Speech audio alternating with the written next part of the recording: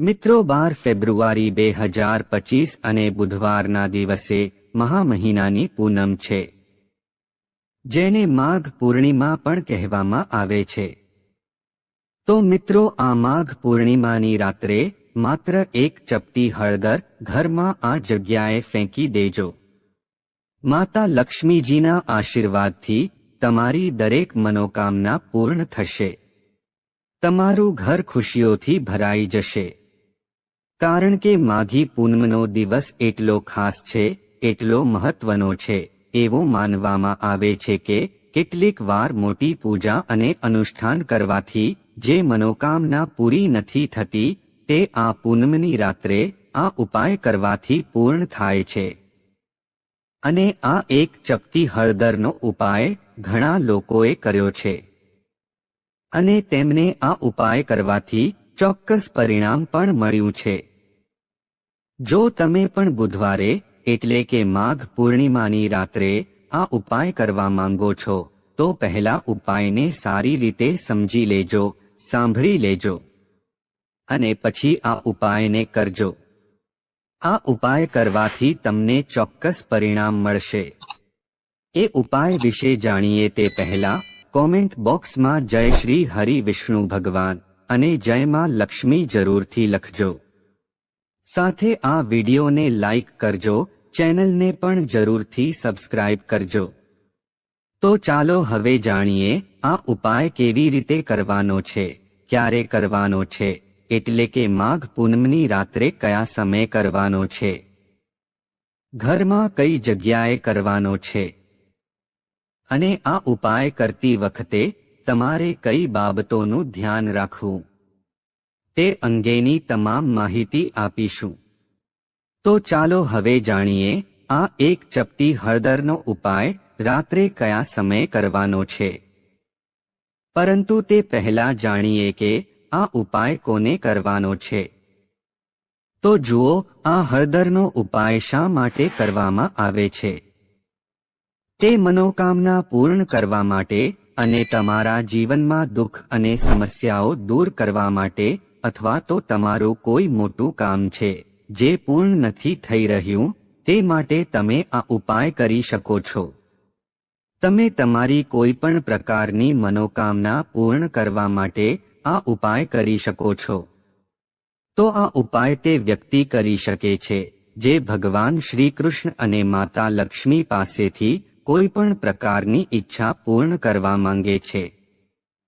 જો કોઈ માતા કે બહેન પોતાના ઘરમાં સુખ શાંતિ માટે ઉપાય કરવા માંગે છે, તો ઘરની મોટી માતાઓ અને બહેનો ખાસ કરીને હળદરનો ઉપાય કરી શકે છે, કારણ કે માતાઓ અને બહેનો ઘરની લક્ષ્મી હોય છે। જ્યારે ઘરની લક્ષ્મી કોઈ ખાસ ઉપાય કરે છે, તો તેનું પરિણામ ખૂબ જ ઝડપથી અને ખૂબ જ મોટા પ્રમાણમાં પ્રાપ્ત થાય છે। નહીતર કોઈ પણ વ્યક્તિ આ ઉપાય કરી શકે છે, પછી તે વૃદ્ધ હોય, નાનો હોય કે બાળક હોય। જે પણ વ્યક્તિએ હળદરનો ઉપાય સમજી લીધો છે, તેણે માઘી પૂનમની રાત્રે આ હળદરનો ઉપાય અવશ્ય કરવો જોઈએ, કારણ કે તેને આ ઉપાયનું પરિણામ ખૂબ જ ઝડપથી મળશે। કારણ કે 12 ફેબ્રુઆરી 2025 માઘ પૂર્ણિમા બુધવારના દિવસે છે। બુધવારનો દિવસ માતા લક્ષ્મીને સમર્પિત છે, તેથી આ દિવસે હળદરનો ઉપાય કરવાથી માતા લક્ષ્મી ખૂબ જ સરળતાથી પ્રસન્ન થઈ જાય છે। તો ચાલો હવે જાણીએ કે એક ચપટી હળદરનો ઉપાય કેવી રીતે કરવાનો છે।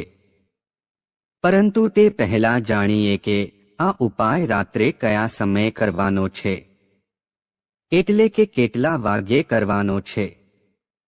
આ ઉપાય તમારે સાંજના સમયે પ્રદોષકાળમાં કરવાનો છે। હવે ઘણા લોકોના મનમાં એક પ્રશ્ન હશે કે આ પ્રદોષકાળનો સમય ક્યારે હોય છે। તો જુઓ, પ્રદોષકાળનો સમય સાંજે 6 વાગ્યાથી 7 વાગ્યા સુધીનો હોય છે।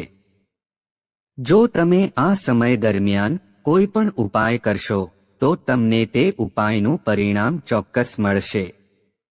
તેથી તમે આ હળદરનો ઉપાય સાંજે 6 વાગ્યાથી 7 વાગ્યાની વચ્ચે કરી શકો છો.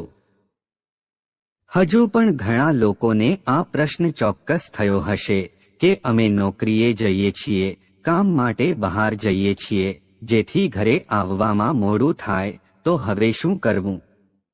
તો જુઓ, એ લોકોએ પણ ચિંતા કરવાની કોઈ જરૂર નથી. જો તમે આ ઉપાય પ્રદોષકાળ દરમિયાન નથી કરી શકતા, તમને ઘરે આવવામાં મોડું થાય છે, સાંજે 7 વાગ્યા સુધી પહોંચી શકતા નથી, તો તમે આ ઉપાય રાત્રે 7 વાગ્યાથી લઈને રાત્રે 12 વાગ્યા સુધીમાં કરી શકો છો. કારણ કે 12 ફેબ્રુઆરી 2025 માઘ પૂનમની રાત્રિ ખૂબ જ મહત્વપૂર્ણ છે અને આ દિવસે ચંદ્ર તેના સંપૂર્ણ 16 કળાઓ સાથે અવતરિત થાય છે અને ચંદ્રના કિરણો અમૃત વરસાવે છે. અને આવો દિવસ આખા વર્ષમાં માત્ર એક જ વખત આવે છે. તેથી જ્યારે પણ તમને સમય મળે ત્યારે તમે આ ઉપાય કરી શકો છો. પૂનમના દિવસે આ ઉપાય સમય મર્યાદામાં કરવાનો પ્રયાસ કરો. પરંતુ જો કોઈ કારણસર તમે તે કરી શકતા નથી, તો તમે તેને થોડું મોડું પણ કરી શકો છો. તેમાં કોઈ સમસ્યા નથી. તમને તમારા ઉપાયના પરિણામો ચોક્કસપણે મળશે. કારણ કે માઘ પૂનમના દિવસે ખાસ કરીને ચંદ્રદેવ, ભગવાન શ્રી હરિ વિષ્ણુ, ભગવાન શ્રી કૃષ્ણ અને માતા લક્ષ્મીજીની પૂજા કરવામાં આવે છે. અને આ ઉપાય કરવાથી માતા લક્ષ્મીજીના આશીર્વાદથી તમારા જીવનમાં સુખ સમૃદ્ધિ આવશે. તમારા જીવનની તમામ સમસ્યાઓ દૂર થશે. તો ચાલો હવે જાણીએ કે આ એક ચપટી હળદરનો ઉપાય કેવી રીતે કરવાનો છે. આ ઉપાય કરવા માટે સૌથી પહેલા તમારે હળદર લેવાની છે, જે શ્રી હરિ વિષ્ણુ સાથે જોડાયેલી છે અને ગુરુ ગ્રહ સાથે જોડાયેલી છે. તે તમારી કુંડળીમાં ગુરુને મજબૂત બનાવે છે, સુખ અને સૌભાગ્યને આકર્ષિત કરે છે અને સુખ અને સમૃદ્ધિમાં વધારો કરે છે. તેથી તમારે એક ચપટી દળેલી હળદર લેવાની છે. તો જુઓ, જ્યારે પણ તમે કોઈ હળદરનો ઉપાય કરો છો ત્યારે તમે સીધા શ્રી હરિ વિષ્ણુને પ્રસન્ન કરો છો. જ્યારે માતા તુલસી દેવી લક્ષ્મીનું સ્વરૂપ છે. તમે બધા જ જાણો છો કે તુલસીનો છોડ શ્રી હરિ વિષ્ણુ અને શ્રીકૃષ્ણને સૌથી વધુ પ્રિય છે.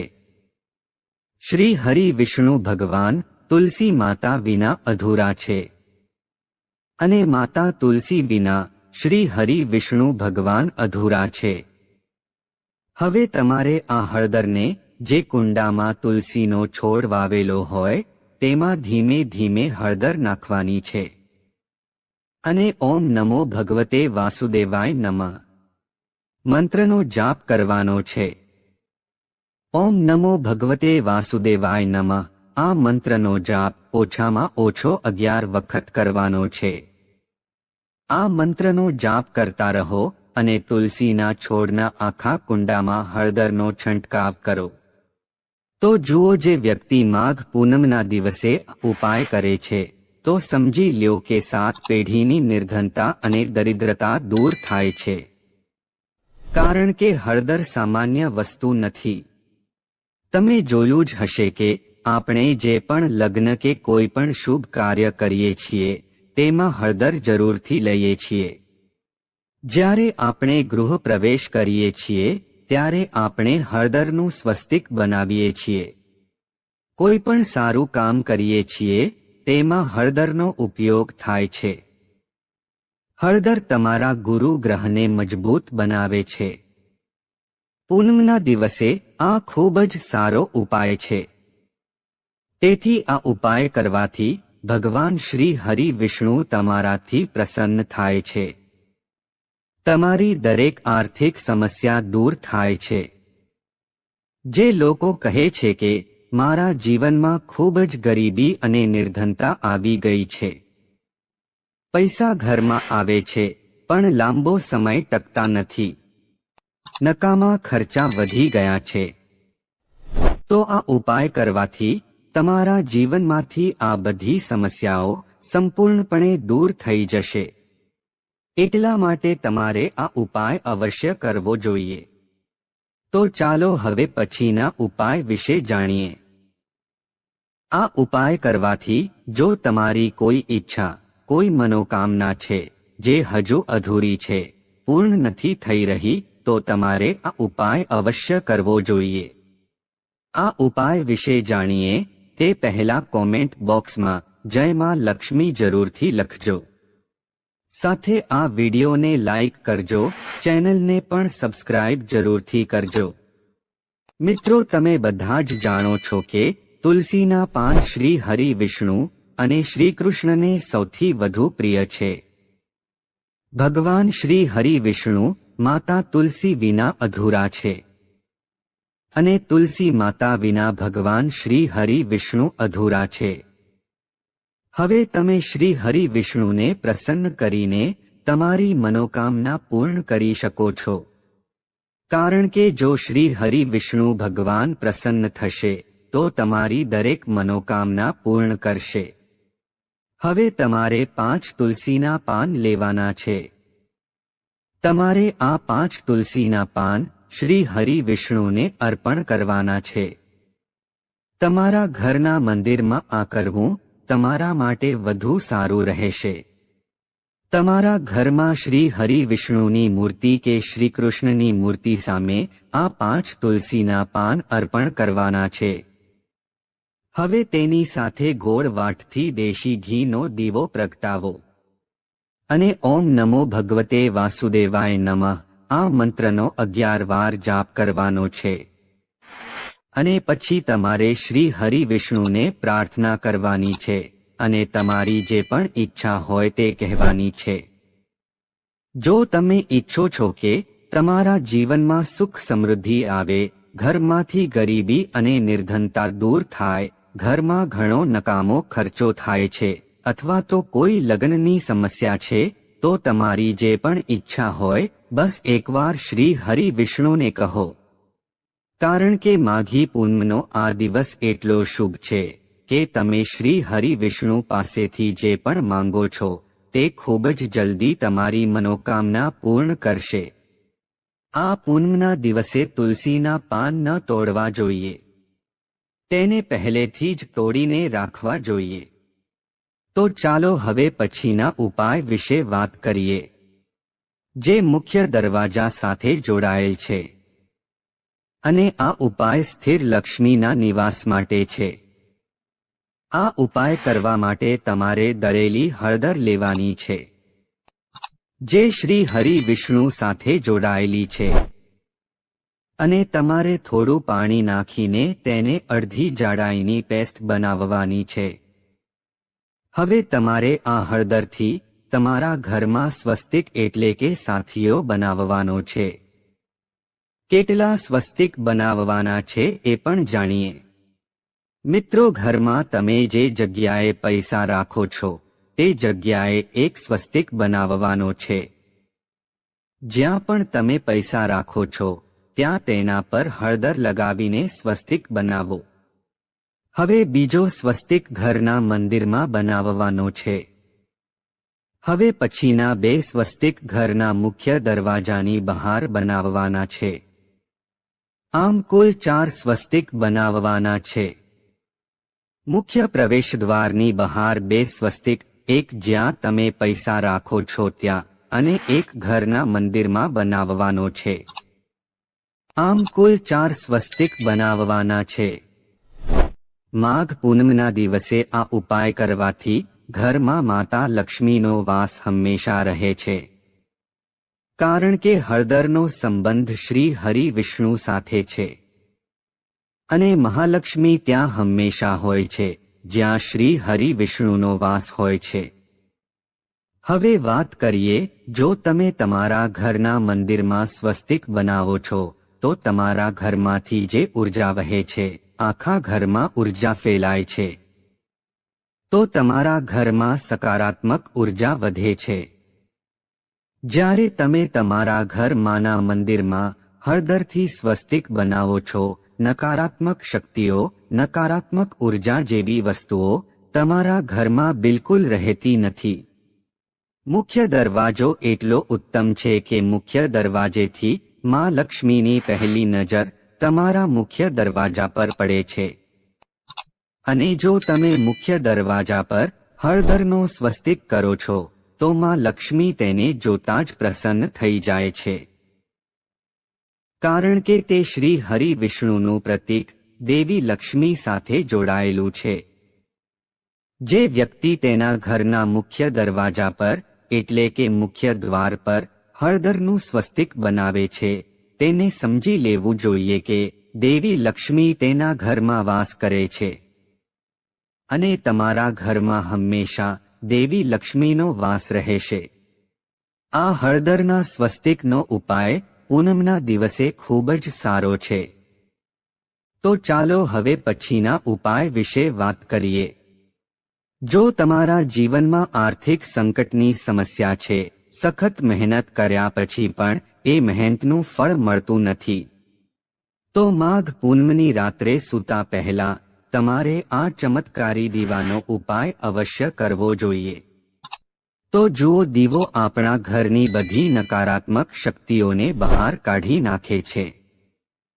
તો આ ઉપાય માટે તમારે તુલસીજીની સૂકી ડાળી લેવાની છે. જો તમારી પાસે જૂની તુલસીની લાકડી હોય તો પણ તમે તેને લઈ શકો છો. અને જો તમારા ઘરમાં તુલસીની ડાળી સુકાઈ ગયેલી હોય તો તમે તેની ડાળીને તોડીને તેનો ઉપયોગ કરી શકો છો. પરંતુ તમારે એ વાતનું ધ્યાન રાખવું પડશે કે તમારે સૂર્યાસ્ત પહેલા તુલસીની ડાળી તોડવી જોઈએ અને આ દિવસે લાકડી તોડવી નહીં. તો આ ઉપાય માટે સૌપ્રથમ તમારે માટીનો દીવો લેવો પડશે. જો તમે ઈચ્છો તો લોટનો દીવો પણ લઈ શકો છો, કારણ કે લોટનો દીવો તમામ દીવાઓમાં શ્રેષ્ઠ માનવામાં આવે છે. તમારે આ દીવાની અંદર શુદ્ધ ઘીનો ઉપયોગ કરવો પડશે અને દીવાની અંદર લીધેલ તુલસીજીનું લાકડું પણ રાખવું પડશે. જે આ તુલસીજીનું લાકડું છે, તમારે તેની ચારે બાજુ સારી રીતે ઘી લગાવવાનું છે. જો તમે આ ઉપાય કરો છો અને તે લાકડું ખૂબ જ ઝડપથી બળી જાય છે, તો તેના માટે આપણે એક કાર્ય કરવું પડશે. તમારે થોડુંક રૂ લેવાનું છે અને તમે લીધેલા તુલસીજીના લાકડાની આસપાસ તેને સારી રીતે લપેટી લ્યો. તુલસીજીની ડાળી પર રૂ વીંટાળ્યા પછી તમારે તેને ઘીમાં સંપૂર્ણપણે બોળી દેવાનું છે. હવે તમારે તેનો ઉપયોગ વાટ તરીકે કરવો પડશે. હવે તમારે આ દીવો ક્યાં પ્રગટાવવાનો છે? તમારે ભગવાન વિષ્ણુની સામે અથવા તો ભગવાન શ્રી રામની સામે અથવા તો ભગવાન શ્રી કૃષ્ણ, જે પણ ભગવાન વિષ્ણુના અવતાર હોય, તેની સામે પ્રગટાવવાનો છે. અથવા તો તમે માતા તુલસીની સામે પણ આ દીવો પ્રગટાવી શકો છો. જે કોઈ તુલસીજીની લાકડીમાંથી આ દીપ દાન કરે છે તેને જીવનમાં ક્યારે કોઈ આર્થિક સમસ્યાનો સામનો કરવો પડતો નથી. એટલા માટે તમને વર્ષમાં માત્ર એક જ વાર આ સમય મળે છે. આ ઉપાય કરવાથી તમારી દરેક મનોકામના ચોક્કસથી પૂર્ણ થશે. આ ઉપાય રાત્રે સૂતા પહેલા અવશ્ય કરવો જોઈએ. તો ચાલો હવે જાણીએ બીજા ઉપાય વિશે. માઘ પૂર્ણિમાની રાત્રિએ ખીર બનાવો અને તેને ચાંદનીમાં રાખો અને તેને ગુરુવારે એટલે કે પછીના દિવસે સવારે સૂર્યોદય પહેલા ખાઈ લ્યો અને તેને પ્રસાદ તરીકે બધાને વહેંચો. આમ કરવાથી ચંદ્રદેવની કૃપા તમારા પરિવાર ઉપર હંમેશા બની રહેશે અને આ સ્વાસ્થ્ય માટે પણ ખૂબ જ સારું છે. માઘ પૂનમના દિવસે ગાય માતાને લીલું ઘાસ ખવડાવવાનો પ્રયાસ કરો. મિત્રો, માઘી પૂર્ણિમાના દિવસે કયા કામ ન કરવા જોઈએ તેના વિશે પણ થોડું જાણી લઈએ. આ દિવસે ડુંગળી અને લસણનું સેવન બિલકુલ ન કરવું જોઈએ. આ દિવસે તમારે તમારા ઘરને પહેલેથી જ સારી રીતે સાફ કરવું પડશે, કારણ કે આ દિવસ એટલે કે માઘી પૂનમની રાત દેવી લક્ષ્મીની પૂજા માટે ખૂબ જ શુભ છે. આ દિવસે માતા લક્ષ્મીજીને પ્રસન્ન કરવા માટે અનેક ઉપાયો કરવામાં આવે છે, પરંતુ બહુ ઓછા લોકો જાણે છે કે જેમ તમે શ્રી હરિ વિષ્ણુને પ્રસન્ન કરો છો તો દેવી લક્ષ્મી આપોઆપ તમારા પર પ્રસન્ન થઈ જાય છે. બસ આ ઉપાય માઘ પૂનમની રાત્રે સાચી શ્રદ્ધા અને સંપૂર્ણ સમર્પણ સાથે કરો. તો મિત્રો, જો તમને આ વિડિયો પસંદ આવ્યો હોય તો વિડિયોને લાઇક અને શેર જરૂરથી કરજો અને કોમેન્ટ બોક્સમાં જય લક્ષ્મી માતા જરૂરથી લખજો. સાથે અમારી ચેનલને સબસ્ક્રાઇબ કરીને બાજુમાં આપેલા બેલ આઇકનને પ્રેસ કરી ઓલ ઉપર સેટ કરી દેજો, જેથી તમને નવા વિડિયોની નોટિફિકેશન તરત જ મળે.